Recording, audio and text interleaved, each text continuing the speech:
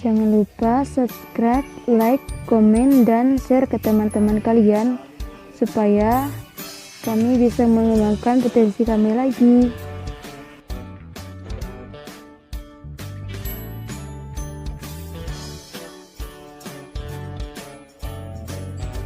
Di dalam aplikasi-aplikasi tersebut terdapat satu kata kunci yang disediakan dan kita butuhkan, yaitu informasi.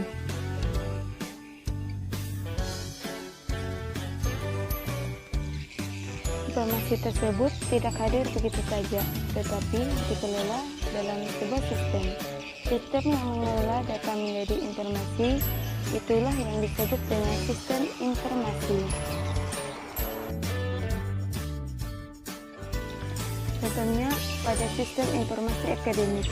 Untuk bisa menghasilkan informasi, dibutuhkan sistem yang terdiri dari banyak entitas seperti user, komputer, software, jaringan, dan sebagainya.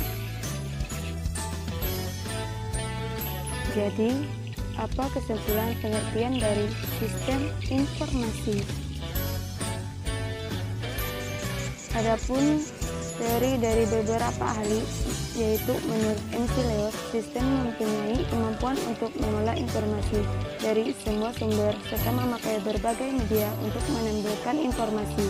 Sedangkan menurut Gordon B. Davis, sistem yang menerima input yang berupa data dan instruksi, mengolah data yang sesuai dengan instruksi, serta mengeluarkan hasilnya yang berupa informasi. Menurut Henry Lucas, suatu kegiatan yang prosedurnya menginisiasikan.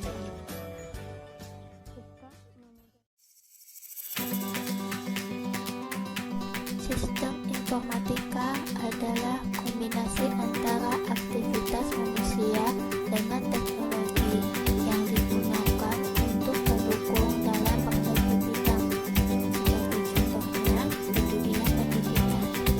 Dalam artian merujuk pada penggunaan teknologi informatika pada kegiatan berinteraksi sesama pelajar, proses algoritmik, data, juga teknologi dalam proses dengan kemampuan mengumpulkan serta melakukan strategi rumah dari berbagai sumber dan media untuk menampilkan sebuah informasi yang akurat. Perkembangan teknologi kehidupan yang disebut electric life atau kehidupan sudah dipengaruhi oleh berbagai kebutuhan secara elektronik. Contohnya di bidang pendidikan seperti electric education, electric library, electric laboratory, dan electric journal. Dengan kemampuan perkembangan pendidikan dari segi administrasi atau teknologi, proses pelayanan pendidikan dapat berlangsung secara efektif dan efisien. Mengembangkan mutu pendidikan membutuhkan beberapa fasilitas pendukung. Salah satunya aplikasi teknologi informasi dalam bidang sistem informasi manajemen pendidikan. Di dalam bidang pendidikan, seringkali menggunakan sistem informasi untuk mempermudah dalam mengerjakan sesuatu atau mencari informasi. Contohnya seperti Microsoft Word untuk membuat tulisan atau mengetik, kegunaan browser, Google Class, dan lain-lain dalam mengakses suatu informasi untuk menambah pengetahuan di setiap waktu. Di zaman sekarang, dalam menambah wawasan jadi lebih mudah dan cepat dibandingkan pada zaman dahulu. Informasi dapat dari surat kabar, radio, dan televisi. Dalam bidang pendidikan, kita juga bisa membaca buku secara online dan cepat. Belajar tidak mengenal waktu dan tepat karena kemajuan teknologi itu sendiri. Bahkan ketika di rumah, kita bisa mengetahui keadaan di berbagai penjuru dunia dengan adanya media elektronik.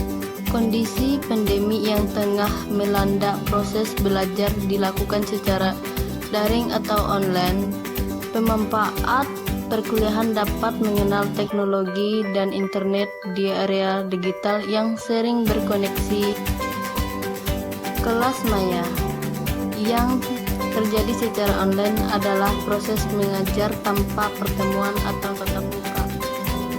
Manfaat teknologi yang ada juga dapat meningkatkan dan menguasai sistem informasi, menjaga kesehatan untuk tetap berada di rumah, dan menjaga jarak bukan berarti menghambat kita mengali ilmu dan wawasan. Dengan adanya aplikasi informasi dan teknologi canggih lainnya, tetap bisa memperoleh informasi sebanyak-banyak tanpa halangan.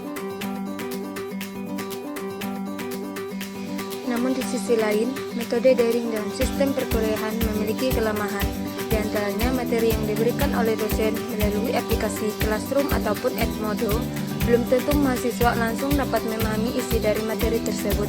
Lemahnya koneksi jaringan yang buruk juga berpengaruh keterlambatan informasi yang berkaitan dengan tugas ataupun absensi. Terkadang waktu yang diberikan untuk mengerjakan tugas juga terbatas. Jam masuk kuliah online tidak sesuai jadwal yang ada dan tidak terduga. Belum lagi fasilitas pendukung tidak ada, dapat mempersulit pengerjaan tugas yang diberikan. Sehingga bisa diharapkan kepada para dosen dapat memberikan pemahaman kepada mahasiswanya yang berkaitan dengan mata kuliah tanpa harus hanya mengirim materi saja atau tugas dalam berskala besar. Masih ada metode yang lain dengan memanfaatkan aplikasi seperti aplikasi Zoom untuk mempermudah dosen menjelaskan teori kepada mahasiswa sebagai pengganti kuliah yang tatap muka. Kendala lainnya karena belum terbiasa sistem pembelajaran jarak jauh atau daring, keluhan dari beberapa mahasiswa yang kewalahan untuk menyediakan paket data atau kuota ekstra sehingga dapat mempersulit dalam mengerjakan tugas, ujian, dan